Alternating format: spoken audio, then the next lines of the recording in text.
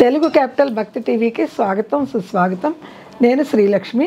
ఈరోజు మనతో సంస్కృత పండితురాలు, జ్యోతిష నిపుణులు, కవయిత్రి, రచయిత్రి, ప్రముఖ ఆధ్యాత్మికవేత్త డాక్టర్ శ్రీ కుప్ప విజయశ్రీ గారు ఉన్నారు. విజయశ్రీ గారు నమస్కారం అండి. నమస్కారం శ్రీలక్ష్మి గారు. విజయశ్రీ గారు, మనం లలిత మహాయజ్ఞం చేస్తున్నామండి. అవునండి. అష్టోత్తర నామాలు అందరూ ప్రేక్షకులు విని చాలా పారవస్యంతో కామెంట్లు పెడుతున్నారు, ఫోన్లు చేస్తున్నారు. చాలా అద్భుతంగా ఉంది. మేము ఎప్పుడు వినని నామాలు, ఎప్పుడో అరుదుగా చదివే నామాల్లో ఇంత గొప్ప విషయాలు ఉన్నాయా అని చాలామంది అలవాటు చేసేసుకున్నారు. అవును, రోజు నామాలు చదువుతుంటారు, కూడా ఫోన్లు చేస్తుంటారు. చాలా సంతోషంగా ఉందండి అన్నారు. ఆ మహాయజ్ఞంలో 105వ నామానికి వచ్చామండి. అవునండి. 105వ నామం వివరిస్తారా? తప్పకుండాను. శ్రీలక్ష్మి గారు, మీరు అన్నట్టుగా ఈ లలిత అష్టోత్తర శతనామావళి పెద్దగా ప్రాచుర్యంలోకి రాల.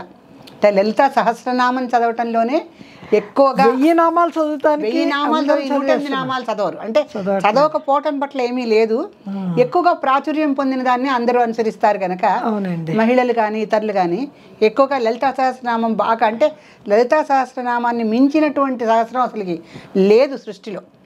శివ సహస్రం ఉంది, విష్ణు సహస్రం ఉంది, ఇంకా చాలా ఉన్నాయి మనకి. అవునండి. ఇవన్నీ ఉన్నప్పటికీ కూడా మన ఫలశ్రుతిలోనే చెప్పారు లలితా సహస్రాన్ని మించింది లేదు అని చెప్పేసి. ఈ వసిన్యాది వాగ్దేవతలు చెప్పిన లలితా సహస్రం ప్రాచుర్యం పొందినంతగా అష్టోత్తర శతనామావళి పొందల.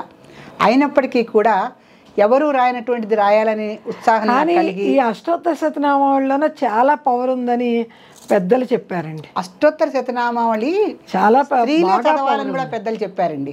అవునండి. ఎందుకంటే సుకుమారమైనటువంటి భావనలు, అమ్మవారి అందమైన వర్ణనలు దీంట్లో ఉన్నాయి కనుక స్త్రీలు ఇది చదివి ఎక్కువగా సౌభాగ్యాన్ని పొందటం మంచిది.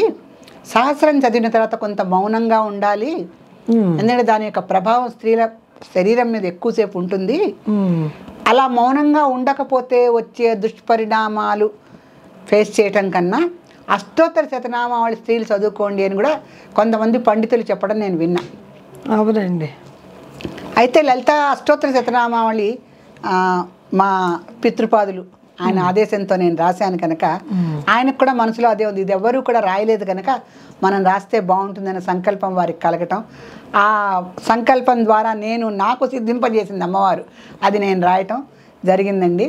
ఈనాడు ప్రేక్షకులకి అందించే అదృష్టం కూడా తెలుగు క్యాపిటల్ భక్తి టీవీ వారు కల్పించారని నేను సగర్వంగా చెప్పగలుగుతానండి. మీరు సగర్వంగా చెప్పగలుగుతారు. నేను అది మహా అద్భుత వరంగా నేను భావిస్తున్నాను. ఎందుకంటే అమ్మవారి గురించి 108 నామాలు చెప్పించడం అంటే చాలా ఛానల్స్ వాళ్ళు వెనకంజ వేస్తారు. ప్రేక్షకులు వింటారో వినరో, మనకి ఈ ప్రసారం చేయటం వలన మన సంస్థకి ఏమి లాభం ఉంటుంది అని కూడా ఆలోచించుకుంటారు. కానీ నిరాపేక్షగా ఎటువంటి లాభాపేక్ష లేకుండా మన తెలుగు క్యాపిటల్ భక్తి టీవీ వాళ్ళు అంటే ఒక ప్రవాహంగా ఎక్కడా కూడా అడ్డు అదుపు లేకుండా ఈ లలిత అష్టోత్తర శతనామావళి అనే మహాయజ్ఞాన్ని 105వ సమితి వరకు తీసుకొచ్చిన శ్రీలక్ష్మి గారికి నేను ఎప్పుడు రుణపడి ఉంటాను. ఎన్నో కృతజ్ఞతలు కూడా సభాముఖంగా చెప్పుకుంటున్నాను. ఇప్పుడు మీలో ఉన్న జ్ఞాన సరస్వతికి శతకోటి వందనాలు. అమ్మవారి అనుగ్రహం అండి, మనది ఏమీ లేదు ఇక్కడ. ఇప్పుడు 105వ నామం సుమ బాణేక్షు కోదండ మండితాయై నమో నమః. సుమ బాణేక్షు కోదండ మండితాయై నమో నమః. కోదండ మండితాయై నమో నమః.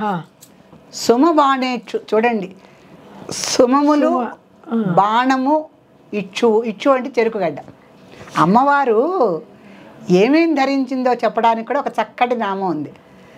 ఆ తల్లి సౌందర్యవతి, ముందే సౌందర్యవతి. అవునండి. ఏంటంటే అంగాంగము సౌందర్యంతో నిండిపోయినటువంటి అద్భుత జగదేక సుందరి ఆవిడ తన కరాలనేటువంటి పద్మాలలో, అంటే ఆ పద్మంలాగా ఎంత నాజుగ్గా అందంగా ఉంటాయంటే ఆవిడ చేతులు ఆ సుమ బాణేక్షు కోదండ మండితాయ నమః.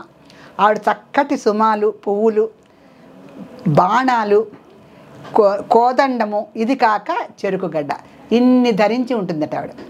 ఇవన్నీ ఎందుకు ధరించింది అమ్మవారు అంటే ఈ నామంలో ఉన్నటువంటి విశేషం అదే అనమాట. ఆవిడ ఎందుకు ధరించింది ఇన్ని అంటే, ధరించిందంటారు ఆవిడ ముందు చెరుకు గడ్డ ధరించడమే పెద్ద విశేషం అండి. అవునండి, ఏ చిత్రపటంలో చూసినా చెరుకు గడ లేకుండా ఆమె కనపడదు, కనిపించదు. చెరుకు గడ్డ లేకపోతే అది లలితాదేవి ఫోటో కాదంటారు.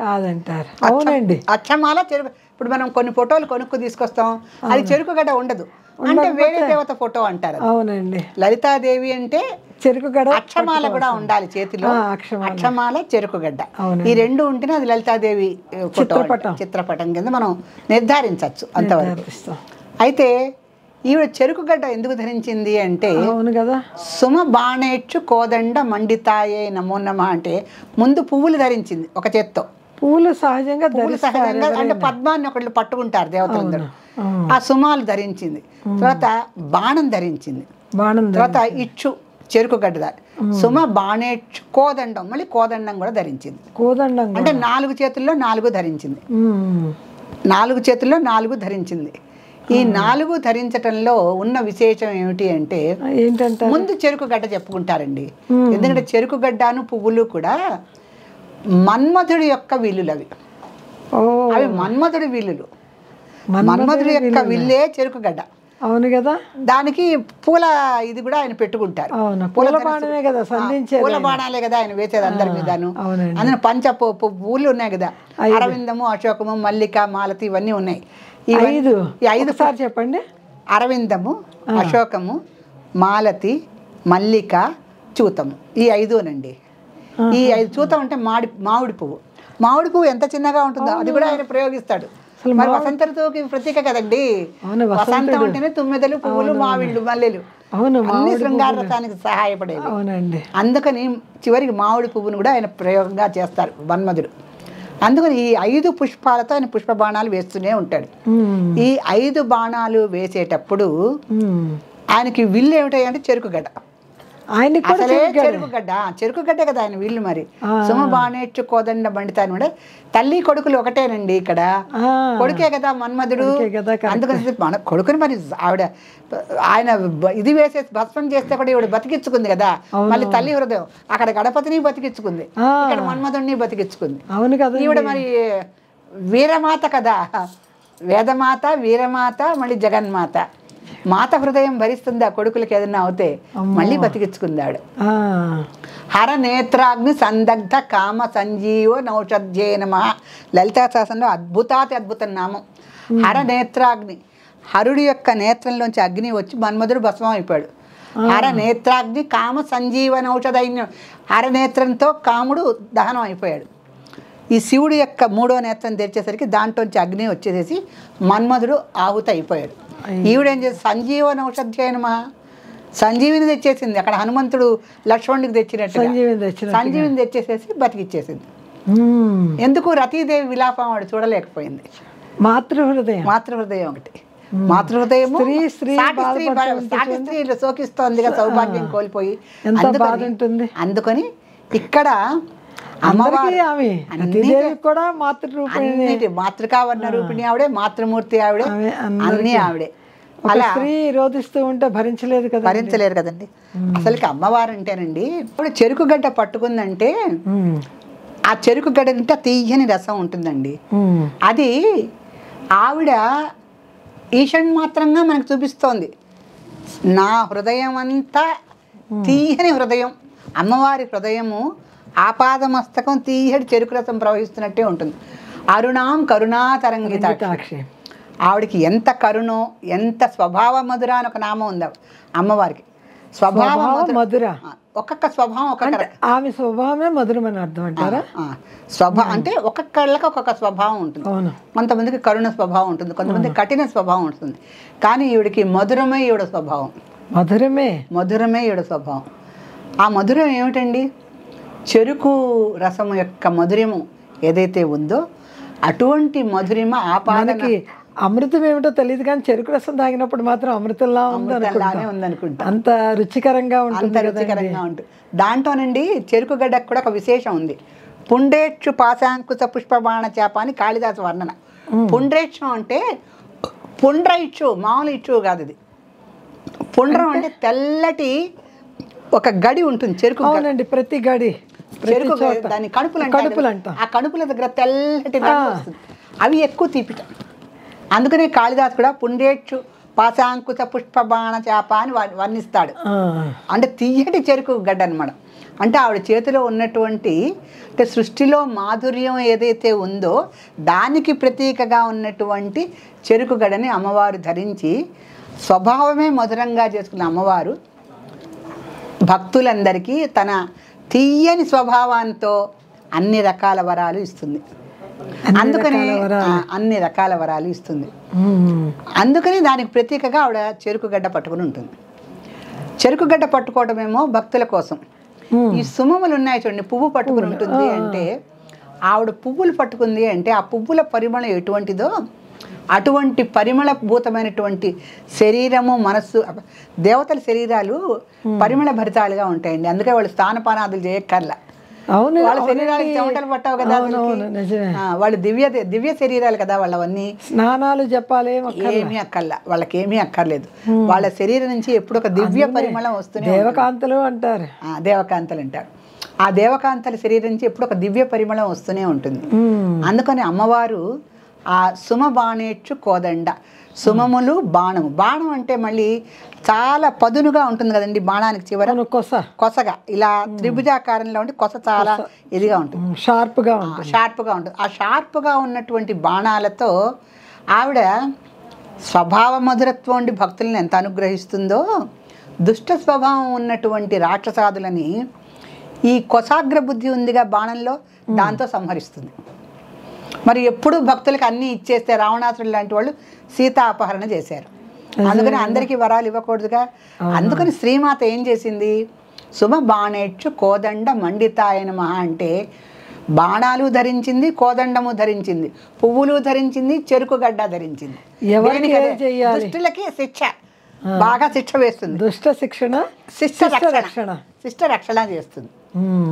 అందుకని ఆ చెరుకుగడ్డ పట్టుకొని ఎంత సౌందర్యమూర్తిగా విరాజిల్లుతుందో ఆ కోదండము బాణము పట్టుకొని అంత దుష్ట సంహారణిగా మళ్ళీ రాక్షస సంహారం కూడా చేస్తుంది. మరి చెయ్యాలి కదా, భక్తులను రక్షించాలంటే చెయ్యాలి కదా. మరి ఒక సీతాదేవిని రక్షించాలంటే ఒక రావణాసురుడి వద్ద తప్పలేదు కదా. మరి ధర్మం తప్పాడు, శిక్ష తప్పదు. అలాగే మరి రక్తబీజుడైనా భండాసురుడైనా వీళ్ళందరినీ సంహారం చెప్తే దేవతలందరూ ఏమైపోయేవారండి పాపం. అందుకని అమ్మవారు అంటే ఆ జగదేక సుందరి రూపంలో ఒక మధుర స్వభావంతో ఎంతో లావణ్యంగా ఉంటూ అద్భుతంగా చెరుకుగడ్డ పట్టుకొని పువ్వులు పట్టుకొని నించుందంటే ఆ సౌందర్యమూర్తిని కన్నులారా చూసుకోవాల్సిందే తప్ప వర్ణించతరం కాదండి. అటువంటి జగదేక సుందరి అమ్మవారు, జగదేక సుందరి. ఆపాదమస్తకం సౌందర్యం నిండిపోయినటువంటి మూర్తి ఆవిడ. అమ్మవారు అంటే ఆపాదమస్తకం అంటే మన కావ్యాల్లో చెప్తూ ఉంటారు అంగాంగ సౌందర్యం. నఖమును చూస్తే నఖదీదితి సంచన్న నమజ్జన తమోగుణ, ఎక్కడ చూస్తే అక్కడే ఆవిడ. చేతి గోళ్ళు చూస్తే కరాంగుల నఖోత్పన్న నారాయణ దశాకృత్యేనమ. ఈ వేళ్ళు చూస్తే వేళ్ళు, పాదాలు చూస్తే పాదాలు, ఎలా చూసినా అంగాంగ సౌందర్యం నిండిపోయి ఉంటుంది ఆవిడకి. అటువంటి అద్భుత సౌందర్యమూర్తికి అదేదో అంటారే అసలే కోమలి అందులో గర్భిణి అన్నట్టు అసలే సుందరాంగి. అసలే దానికి తగ్గట్టు చెరుకుగడ్డ మంచి పువ్వులు చేతికిస్తే ఆ జగన్మోహన మూర్తిని చూడటానికి రెండు కళ్ళు చాలా సుందరాంగిగా చాలా గొప్పగా ఉంటుంది. ఊహించుకుంటేనే ఎంతో లావణ్యమూర్తిని అలా అందంగా కనపడుతూ ఉంది అటువంటి సౌందర్యమూర్తి. అందుకే ఇక్కడ ఈ నామంలో మండిత అనేది, మండిత అంటే అలంకారం సంస్కృతంలో. మండనము ఉన్న మండితం ఉన్న అలంకారం అన్నమాట సంస్కృతంలో. సుమ బాణేచ్చు కోదండ మండితాయ నమో నమః అంటే ఈ నాలుగిటితో ఆవిడ అలంకరింపబడింది. మీరు ఇంత వివరంగా చెప్తా ఉంటే ఆ నామాలు మాకు నోటికి రాకేమిటండి, అలవోకగా వచ్చేస్తున్నాయి. అంతకు ముందు ఆ నామం చదవాలంటే అమ్మో చదవగలమా అన్నట్టుండేది. ఇప్పుడు మీరు ఇలా వర్ణిస్తూ ఉంటే అలవోకగా అర్థం తెలిసినప్పుడు శ్రీలక్ష్మి గారు నిజం నామాలు పట్టుబడతాయి. ఎందుకంటే అర్థం తెలిసిపోయిన శబ్దం కదా మనకి. అర్థం తెలియకుండా శబ్దం చదువుతున్నాం అనుకోండి కొంచెం అందులో సంస్కృతం కనుక కఠినం అనిపిస్తుంది, అర్థం కాక గందరగోళంగా ఉంటుంది. మీరు అన్నట్టు అర్థం తెలిసిన తర్వాత మీరు చూడండి ఎంత సునాయాసంగా చెప్పేస్తున్నారు. నేను ఒకసారి చెప్తే వెంటనే మీరు చెప్పగలుగుతున్నారు. అర్థం తెలియబట్టి ఆ నామం మనకి నోటికి వచ్చేస్తుంది వెంటనే. అందుకని ఇక్కడ ఈ మండితాయే నమో నమః అంటే అటువంటి అలంకారాల చేత అలంకరింపబడ్డ శ్రీ జగన్మోహిని దేవతకి నమస్కారము. శ్రీమాత్రే నమః. శ్రీమాత్రే నమః.